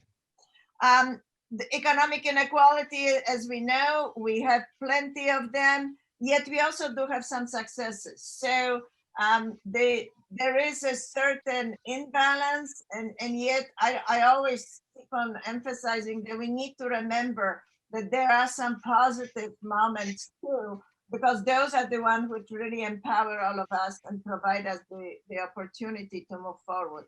And of course, the war on women's rights has been mentioned, and I'm glad that so many times it was underscored that this is not only about the abortion. This is a far bigger, larger, and more complex fight that we are right now engaging in. So there is a paradox. There is a paradox of our newly gained freedoms, and at the same time, the paradox of democratization. And there are numerous of elements here.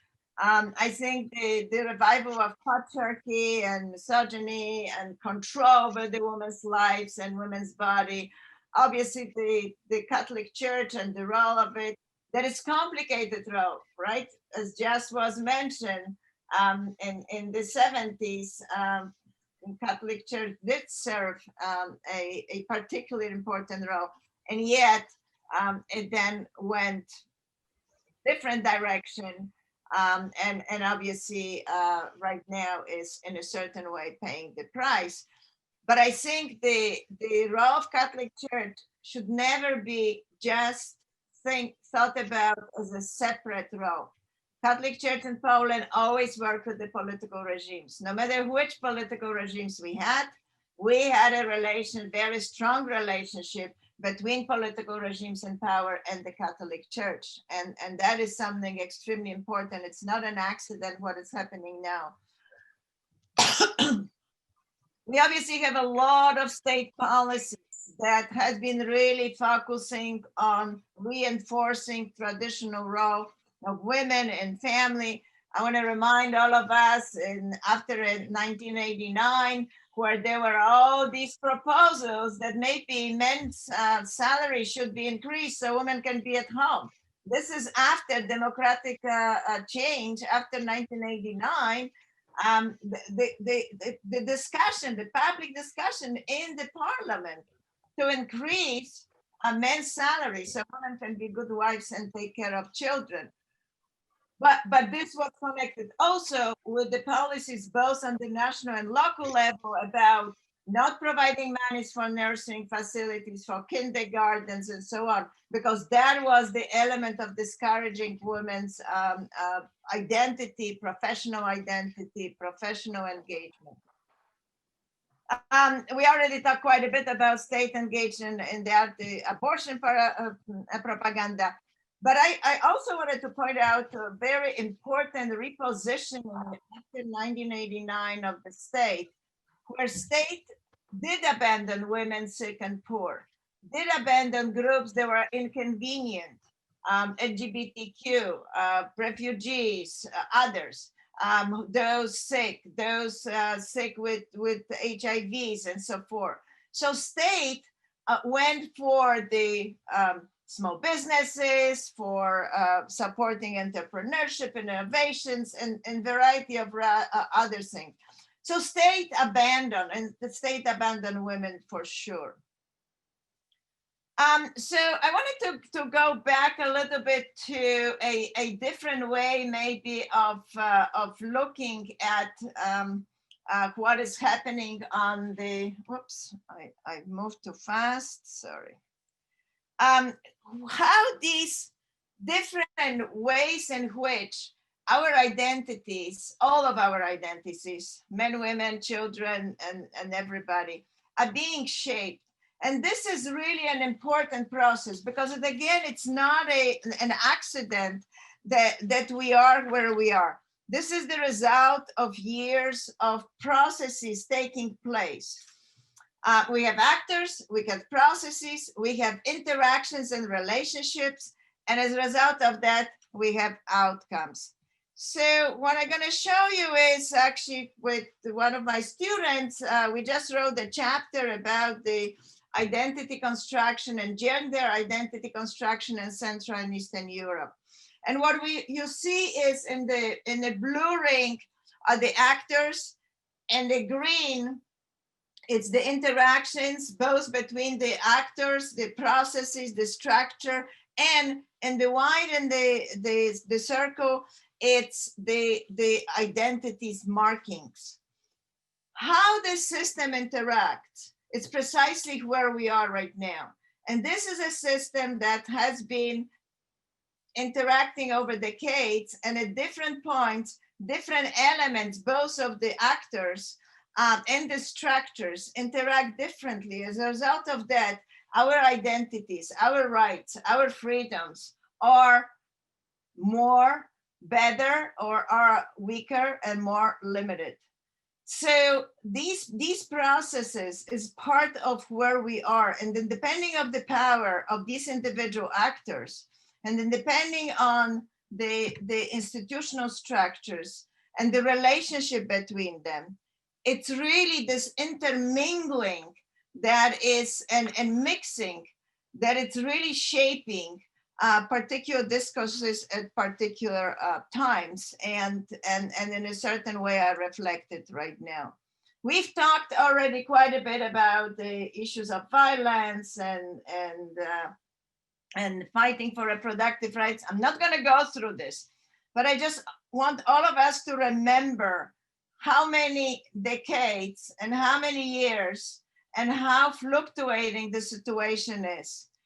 And in a certain way, if we look at what's happening in the United States, the circles comes around, and we in the United States are facing tremendous challenges coming up in a probably as soon after election, there will be already analysis of the LGBTQ legislation and judgment by the Supreme Court. So sadly, we're not alone in that particular fight.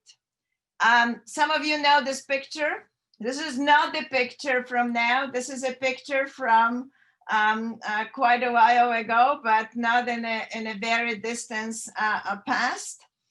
This is a famous umbrellas and strikes that have come across the entire Poland. If you look at the faces, they are young, they are older, they are men, they are women. And I think that kind of a societal solidarity we're seeing again. As you see, it is about the human rights, fundamental human rights. It's not only about the abortion.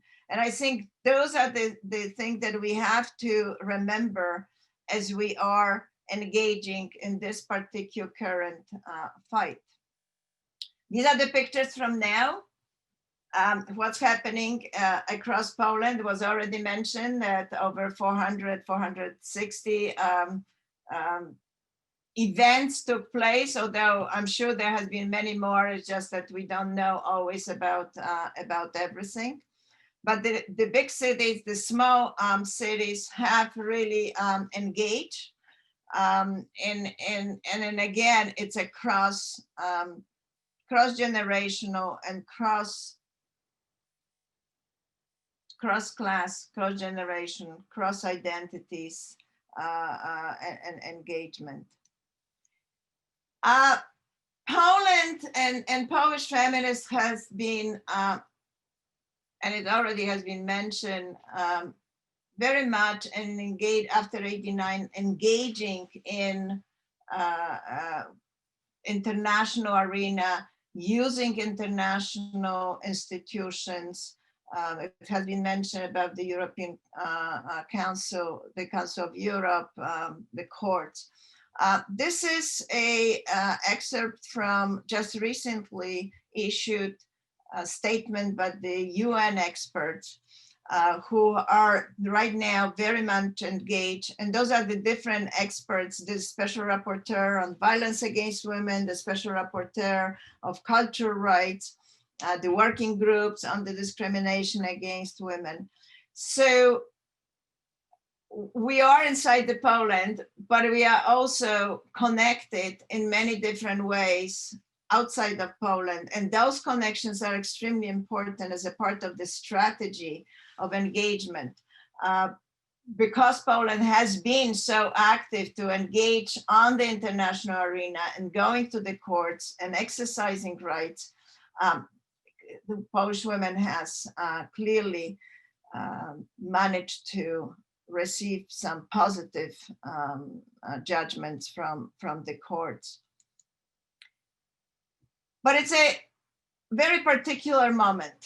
COVID-19 is certainly not helping us, and it's permitting the very authoritarian actions and engagement by the political institution.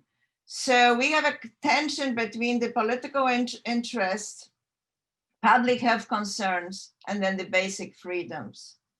And that combination is the combination of the conflict really, oops, something happened to me, I lost. Conflict in making. So it is important that the strategy, any strategy looking for the future, has to think about the complexities of the environment within which we are right now. Because some of those people who would have been on the streets are right now not on the street. And that's why so much engagement on the virtually and using different technologies and so on. So issue of accessibility to engage is extremely important for a wide range of groups of people in order to gain the public support. But there's also threats across the scale that we need to remember. The supranational scale beyond boundaries of Poland or beyond Europe is a one level at which our national scale and the public national institutions so on, but also local communities, local churches, local governments. So any kind of strategy has to encompass all of those different scales and levels in order to actually engage and not leave behind. Because sometimes in Poland, we do have a tendency to leave people behind. And it has happened numerous times, even during the transition post-89. And then, of course, there is a larger picture of violation of human rights globally that is happening right now. Again, Poland is not the only country. If we look across the world, there are numbers of countries where the threats to human rights are taking place, where there are numbers of restrictions, where there are numbers of abuses taking place, where there's numbers of state-induced violence that is taking place against citizens. And it's important to think about it, because sometimes what is unthinkable actually happening. And any kind of strategy has to look into the future, what potentially could happen and what kind of responses the state could have. And of course, you know, we do want our political interests to prevail. And that dynamic right now is, I would say, it is unknown. I don't have the crystal ball to think about what could be next, but I also could think about all kind of scenarios that these protests could be squat in, because we already have a history of how that happens. That does not mean that we should give up, but I think there is a real need of systematic strategy that right now needs to emerge. And that strategy is not yet there, but it needs to emerge if we're going to sustain this political engagement that we have right now. On that note, I'll stop sharing my screen, and thank you so much. Thank you, Anna. That was fantastic. So now I would like to introduce the last, but definitely not least speaker, Dr. Helena Chmielewska-Schleifer. She is a sociologist with a PhD in sociology. She is currently assistant professor at the Academia Kuzmiński University. She was visiting fellow at the London School of Economics before. She defended her PhD at the New School for Social Research.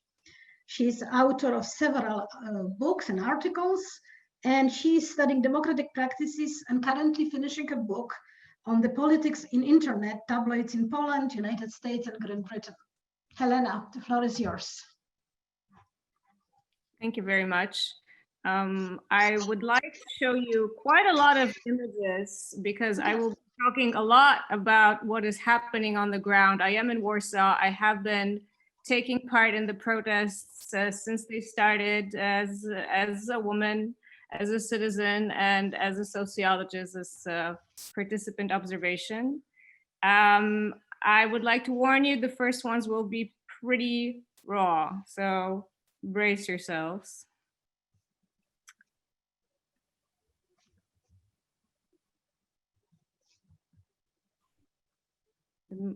I'm now trying to allow Zoom to access my PowerPoint. I need to log out to log in, so this will take like 30 seconds, unfortunately. Okay, you can share the screen. There is this green yellow thing downstairs, Helena, right? Yeah, but I need to log out, or I can just share my desktop. Maybe this will Just work. share your desktop. That might be the easiest. I'll do that. Yeah, we can see it now. Fantastic. All right, perfect. Okay, so this is the scene.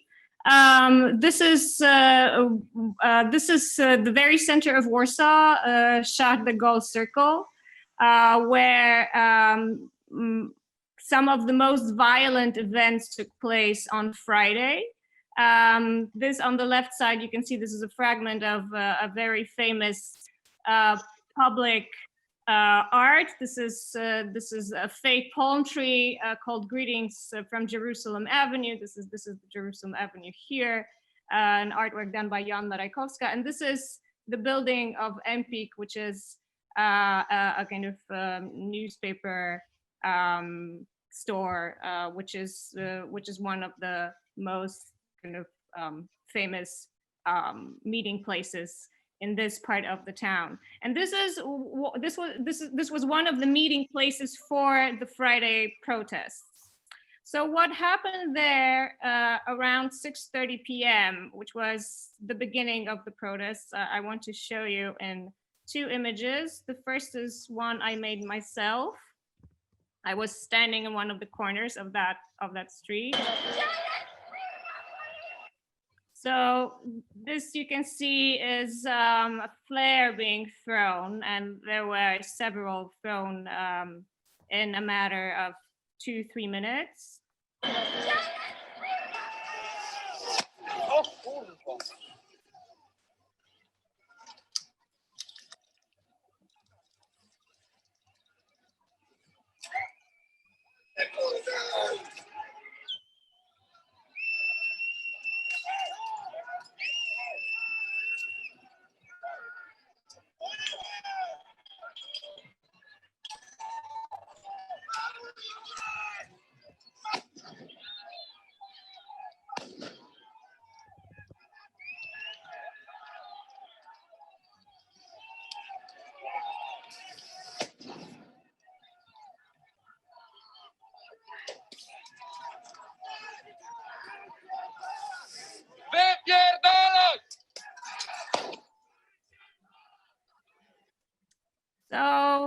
is the word that we've been talking about, but not saying it out loud. So these are neo-Nazis, so-called kibole, so violent soccer fans who are attacking the protest. And the person you can see here, who is pepper spraying, this is a member of Antifa. He actually, if you might have noticed, had the Antifa flag, the 3 arrows, which is a pre-war sign of anti-fascists. These were people who defended the protesters before police came, and it took the police around 3-4 minutes to arrive, even though this is one of the main squares in the very center of the city. So this was the scene that I saw in front of my eyes. That was the very beginning of the protest. I also got pepper sprayed, but not very much. And so that was the first. So this is the beginning. What happens next? What happens next is this beautiful image that went all over international press. So depending on what sources you looked at, the number of people who took part in the protests was somewhere around 100,000 to 150,000. And I was there as well. And after this violence at the beginning, it was a beautiful event, a very peaceful one, filled predominantly by very young people, late teens, people in their early 20s. So I was, I'd say, one of the older ones. So there are several reasons for this. One of the reasons I want to share with you is how these protests are being mediated.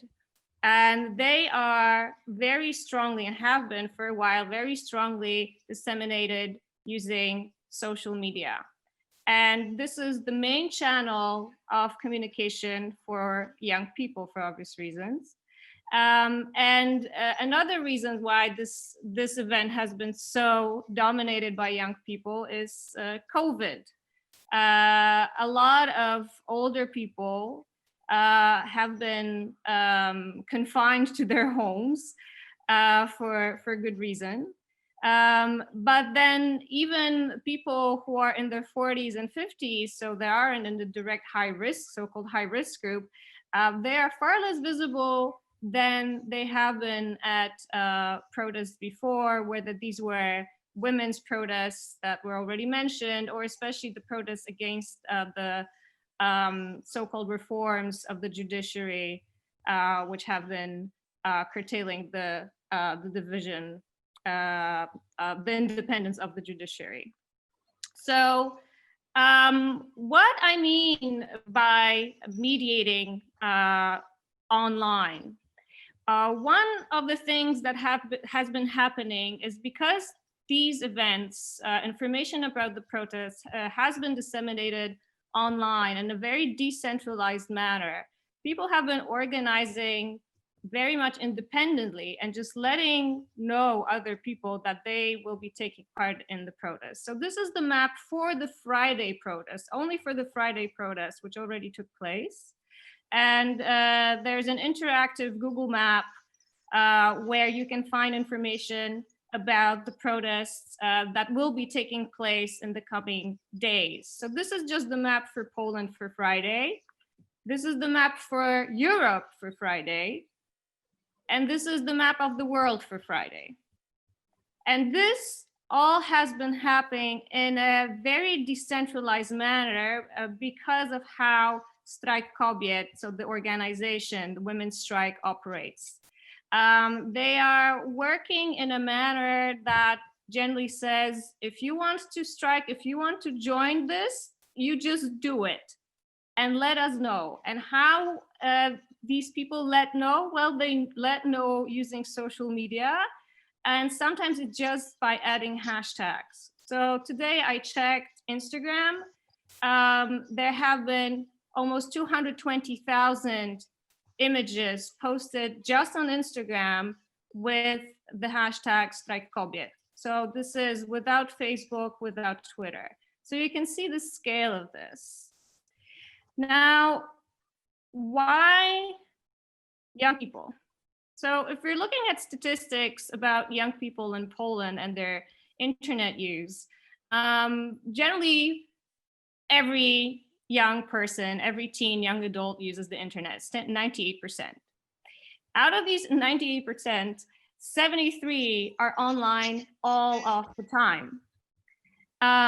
So that means 3 out of 4 people, young people, are essentially online all the time.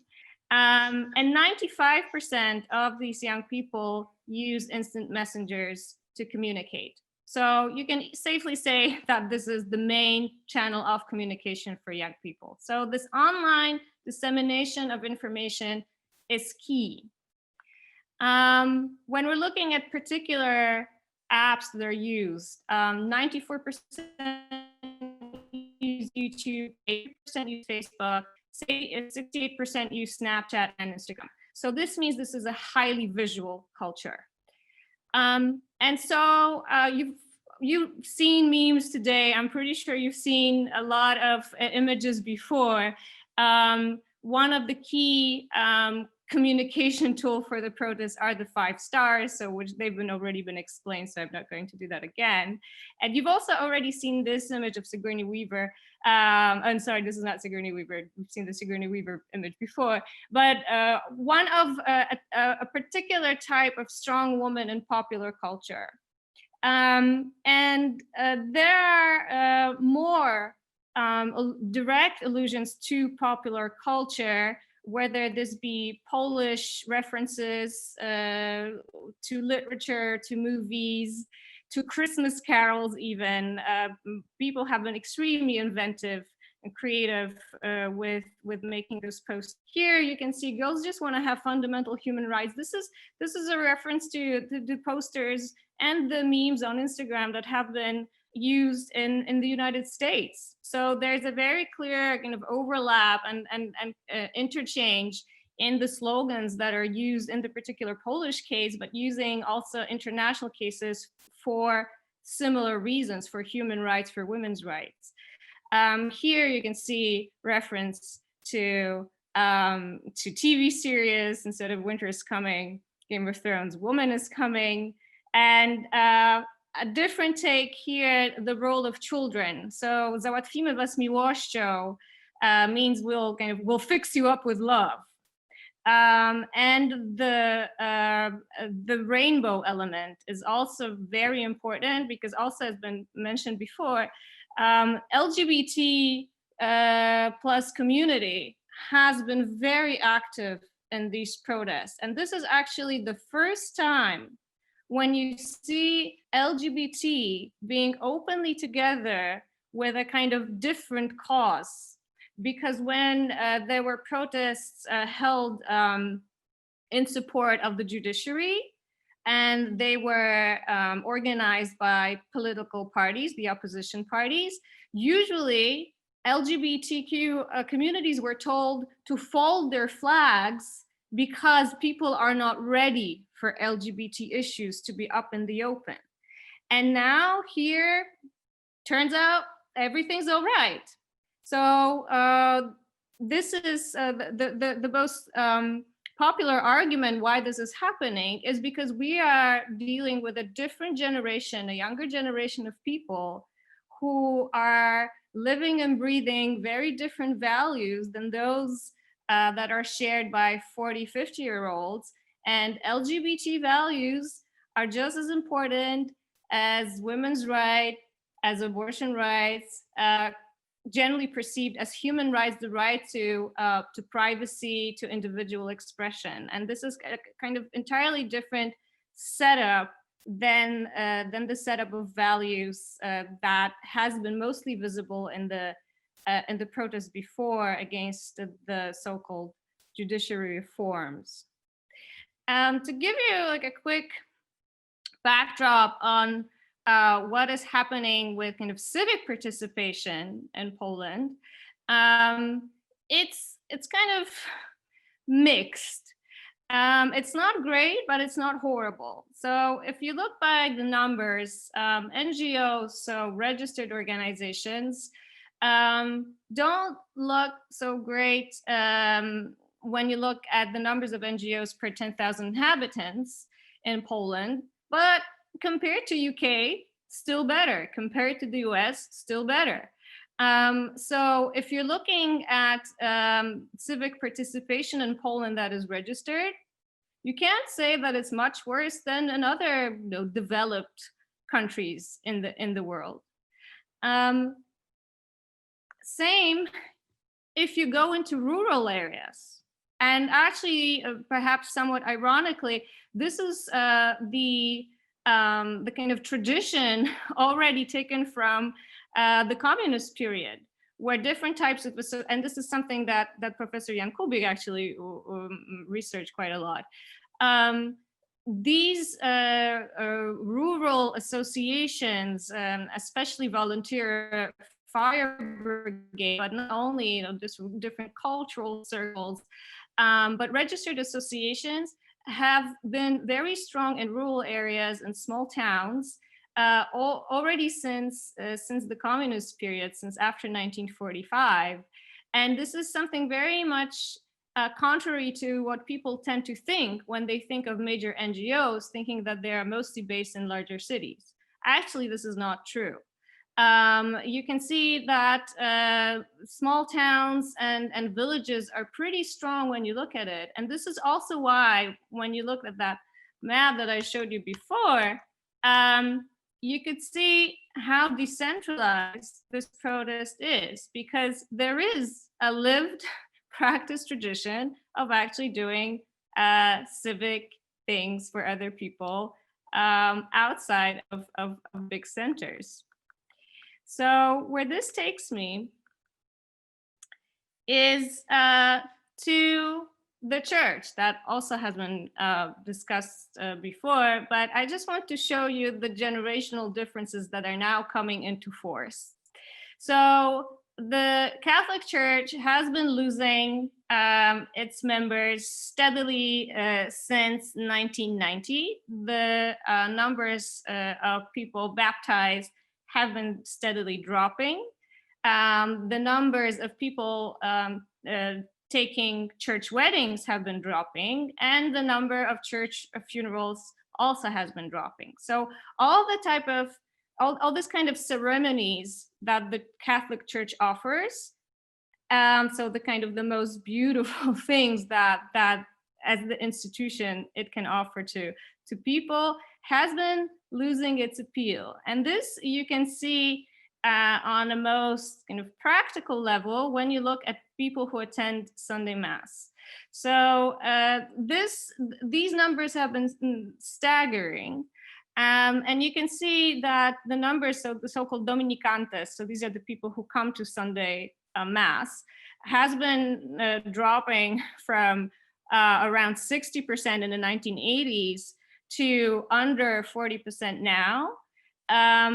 And the number of comunicantes, so these are the people who receive communion, this has been growing, and it kind of makes sense because the people who stay in church, who are active in church, these are the ones who are the most devoted. So while the general number drops, the number of people who are ready to receive communion is slightly growing. And when we're thinking about young people, so those who are so active now in the protests and are being so inventive with communicating, with making those memes, with sharing it online, this can also be compared with and juxtaposed with their participation in elections. And so the general accusation thrown at young people is that they don't vote. And this has been somewhat true. The turnout among younger voters has been generally lower than other age groups. But then when we look at the recent elections, so these are the most recent elections in Poland since 2018, so local elections, European elections, parliamentary elections, and presidential elections this year, you can see that the number of young voters has been growing to the point that in this election, which has been a record election in May, June 2020, the presidential election, it has matched the general turnout among all age groups. So you can see that something has been changing. And one thing that has been changing is the set of values that has become visible in public spaces. And these public spaces are also online spaces. So another thing that has also been happening is the general support for protests. So if you look at the numbers of the percentage points for support against different bills that have been introduced by the government, 3 years ago, 2017, 42% were supporting protests against judiciary reform that curtailed the independence of the judiciary. 3 years or 2.5 years forward, 7 percentage points higher, 49% support the protests against the so-called repressive bill that is targeted at judges. And now, the most recent poll from, I think, a week ago, 54% support protests against this near total ban that has been ruled by the Constitutional Tribunal. So you can see that the general numbers of people who are supporting the anti-government protests concerning the law, concerning the judiciary, have been growing in the general population. And taking us back to those young people who are making these wonderful memes online and taking them offline. When you have this overlap between people who spend most of their life online, 73% of them are online all the time, then you can have such posters like this one, and I'm not sure if it's clear to all of you. It says, Godek, odblokuj mnie na Facebooku. So Godek unblocked me on Facebook, and Godek, Kaya Godek was the face of this anti-abortion bill. And she is also the face of Ordo Iuris, which is an extreme Catholic lobbying group that is lobbying quite successfully, lobbying the government to pass extremely conservative laws that will be in line with the extreme church line of how women should be treated. So this is very much in line with a very conservative vision of traditional family life. So this imagery that is communicated online is key, not just to be able to disseminate cute pictures or fun pictures or smart pictures and engage in the so-called click activism. This actually goes offline, and this works as a kind of augmented reality where you have both online participation by disseminating these fun memes, those witty catchphrases, and also offline, because this kind of work was able to gather over 100,000 people on the streets, which has not happened in Poland for very, very many years. So I'll leave you with this. Thank you very much. Thank you, Helenka, and thank you all of the speakers. This was truly wonderful presentations. I think we all learned something. And